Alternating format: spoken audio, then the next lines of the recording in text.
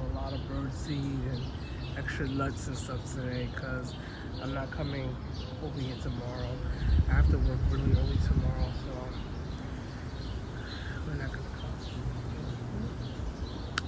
So they have to get extra today. They're gonna just eat it all anyway.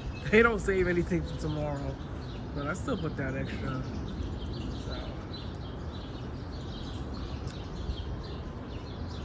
but they're eating it all.